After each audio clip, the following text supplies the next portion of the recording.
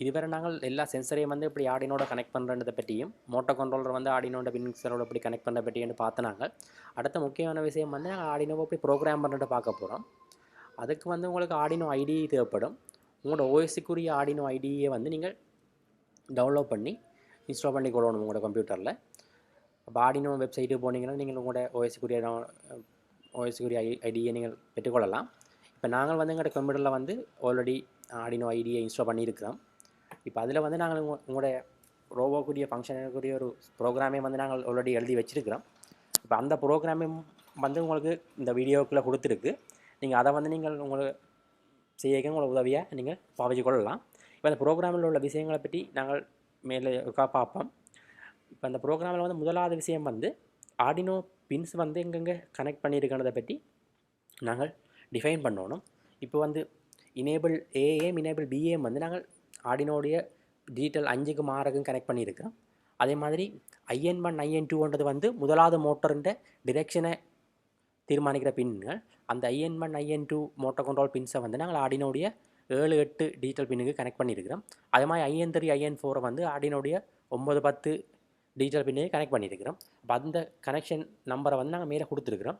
நீங்கள் கனெக்ட் பண்ண விதம் வந்து வேறையாக இருந்தால் நீங்கள் அந்த நம்பரை வந்து சரியாக கொடுத்து கொள்ளணும்.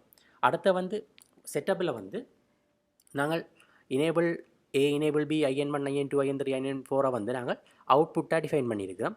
இப்போ நீங்கள் அடுத்து வந்து ஆரம்பத்தில் வந்து எல்லா மோட்டரையும் வந்து நிப்பாட்டியிருக்கிறோம்.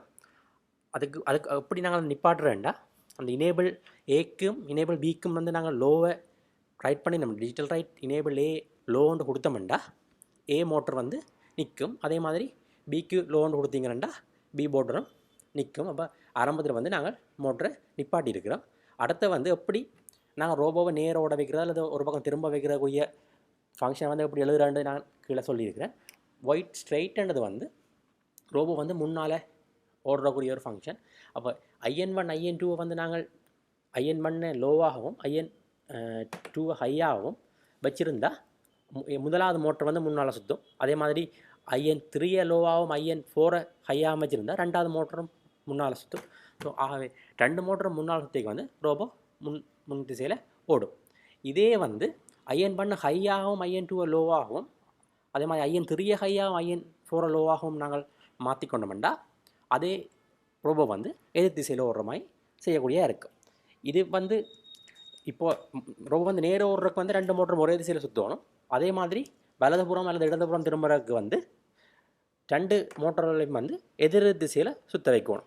உதாரணத்துக்கு வந்து நாங்கள் ரோபோ வந்து இடப்பக்கம் திரும்பணும்டா IN1 IN2 low ஹையாகவும் IN3 IN4 high லோவாகவும் நாங்கள் செட் பண்ணினோம்டா ரோபோ வந்து அந்த திசையில் ஓடும்.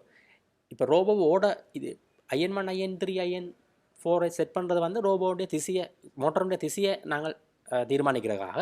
அதே நேரத்தில் வந்து நீங்கள் அனலாக் ரைட் இனேபிள் ஏ 150 அதாவது இனேபிள் ஏ பின்னை வந்து நீங்கள் 150 வேகத்தில் மோட்டரை சுற்ற வைக்கிறதுக்காக 150 வேல்யூ கொடுத்துருக்குறீங்க.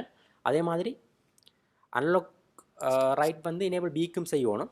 அதுவும் வந்து 150 கொடுத்தீங்கன்னா ரோபோ வந்து 150 வேகத்தில் ஓடும். அதாவது நீங்கள் 0ல் இருந்து 255 வரை உள்ள ஒரு வேல்யூயை கொடுத்தீங்கன்னா அந்த வேகத்தில் மோட்டரை சுற்றும். அந்த மோட்டரை நிப்பாட்ட வேண்டி இருந்தால் நீங்கள் அனலாக் ரைட் இனேபிளே 0ன்னு கொடுத்தீங்கன்னா அந்த மோட்டர் செயற்பாட்டை நிறுத்தும். இப்போ வந்து இது வந்து நாங்கள் ரோபோண்ட ஒரு அடிப்படையான இயக்கத்துக்குரிய இதெல்லாம் தந்திருக்கிறோம். அடுத்து வந்து நாங்கள் இப்போ ஒரு ரோபோண்ட இயக்க நிலையில் உள்ள இதை தீர்மானிக்கிறதுக்கு நாங்கள் லூப்புக்குள்ளே நாங்கள் அந்த ரோபோண்ட இயக்கத்தை எப்படி ப்ரோக்ராம் பண்ணிட்டு பார்க்க போகிறோம். இப்போ வந்து லூப்பில் வந்து நாங்கள் சவுண்ட் லெவலை வந்து அளக்க போகிறோம். இப்போ இந்த சவுண்ட் லெவலை பொறுத்து நாங்கள் கைதட்டுற நேரத்தில் வந்து சவுண்ட் லெவல் வந்து கூடவே இருக்கிறதால அது ஆரம்பிக்கும். அதே மாதிரி திரும்பவும் சவுண்ட் லெவல் கூடவா போய்களை ரோபோ வந்து நிற்கக்கூடிய மாதிரி நாங்கள் இந்த ப்ரோக்ராம் எழுதியிருக்கிறோம். நீங்கள் கீழே கொடுத்துருந்த அந்த ப்ரோக்ராமை நீங்கள் பார்த்தீங்கன்னா நீங்கள் மேலதிக விஷயங்களை பெற்றுக்கொள்ளலாம். அதே மாதிரி நீங்கள் அல்ட்ராசோனிக் சென்சருக்குரிய கோடும் வந்து இதில் நாங்கள் சேர்த்துருக்கிறோம். இப்போ அல்ட்ராசோனிக் சென்சர் வந்து முன்னுக்குள்ள ஆப்ஜெக்டில் உள்ள தூரத்தை வந்து நாங்கள் அளந்து அந்த தூரம் வந்து 10 சென்டிமீட்டருக்கு உட்பட்டதாக இருந்தால் ரோபோ வந்து திருப்புற மாதிரி இந்த கோட்டை எழுதியிருக்கிறோம். இப்போ நீங்கள் கோட்டை நீங்கள் இதில் வாசிச்சிங்கன்னா உங்களுக்கு மேலதிகமான விளக்கங்களை நீங்கள் பெற்றுக்கொள்ளக்கூடிய இருக்கும்.